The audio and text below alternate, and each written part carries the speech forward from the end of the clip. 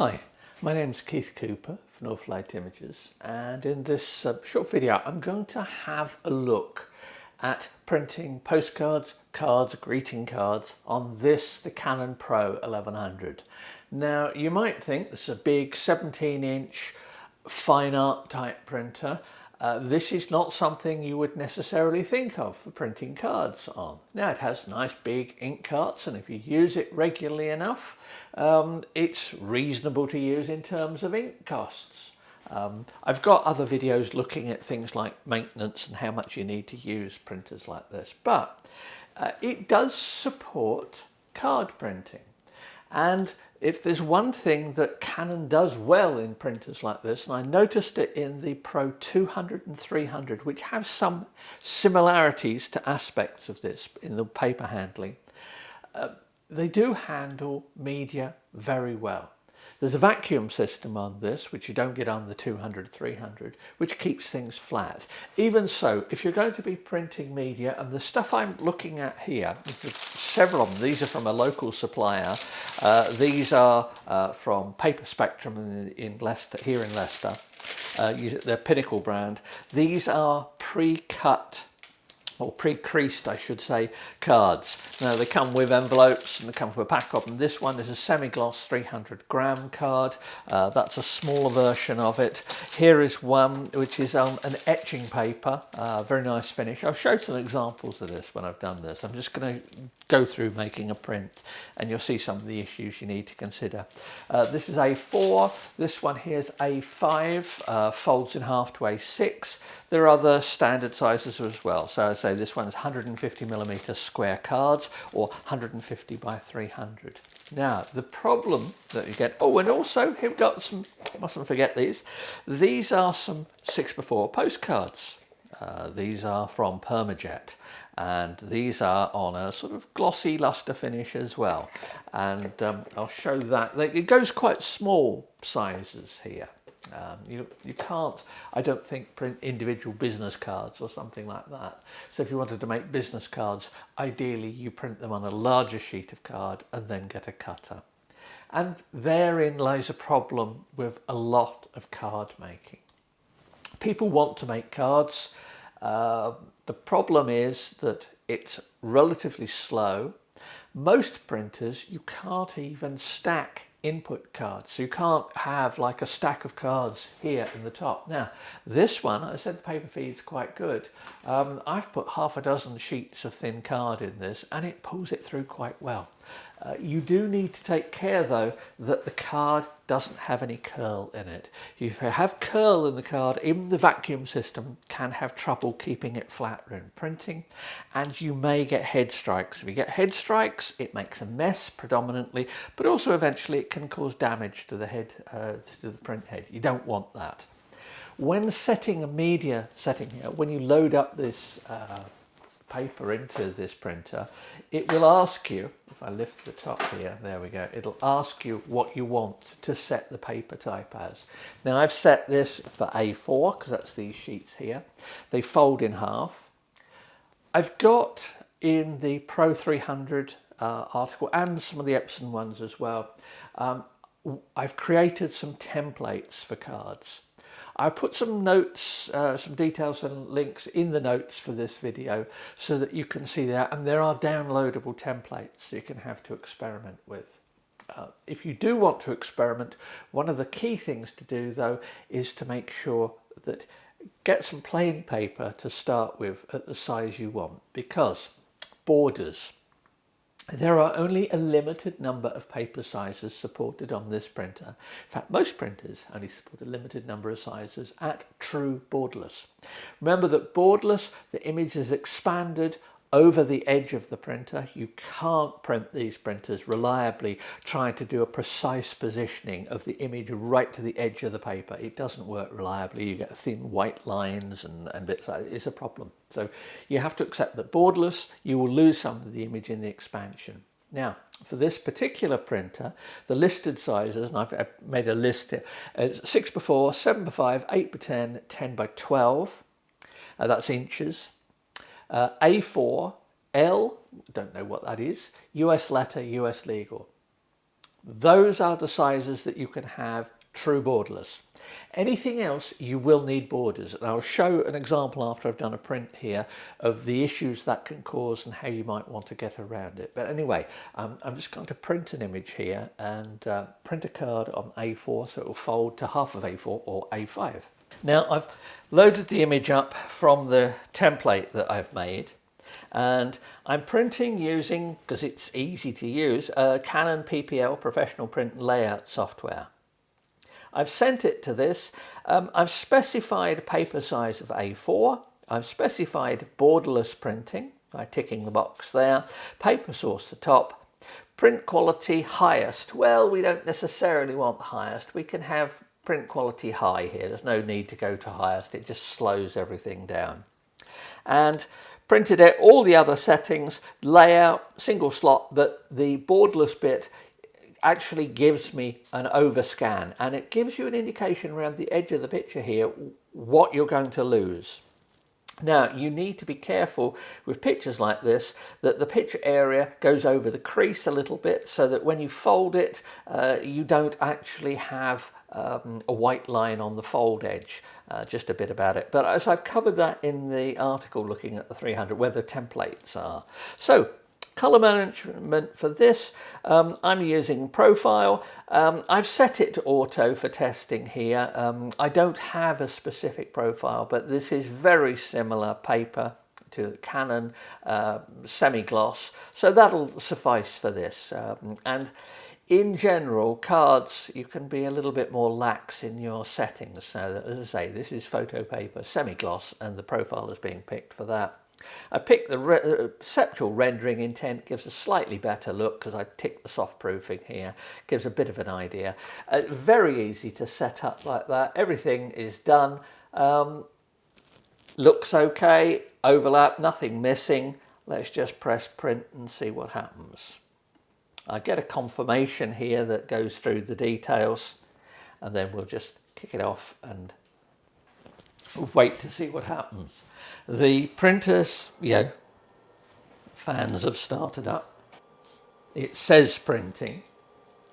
Now, because I've got multiple cards stacked up here, I'm just going to keep an eye on the feed here. With this paper, obviously, it's quite different on one side to the other. It's coated on one side where you do the photo printing. Some of these papers will take text on the inside, but you need to be careful and experiment with that if the text is important on the inside. But you can get double-sided papers, for example. There we go, loaded perfectly. So I'll leave this so you can get an idea of how long it takes. The paper moves backwards and forwards. That's the printer detecting the leading edge and what the size of the paper is. So I haven't adjusted the vacuum settings or anything on this, but I have made sure that these sheets, when they were loaded up in the back here, were not curled at the corners or anything like that, because that really does cause problems. You'll hear it. If the head hits it, you will hear it'll make a noise. But whilst that one's going, I'll show you some other examples I did. This is on the 150 by 300. Picture of the moon I took the other day. I'm testing a 500mm Fujifilm lens on GFX 100S, and it's very impressive. This was taken during daytime the other morning. There's the moon there. Distinct problem with this, you will notice, or maybe you won't notice, but border on this side is different here. Borders are a real problem. In terms of setting up the image, I've got the templates which work, but sometimes some print software, and this seems almost random when it happens, the margins are such, it enforces margins. I've turned off margin regulation in the settings for it, but still it produced a slightly larger margin on one side than I wanted.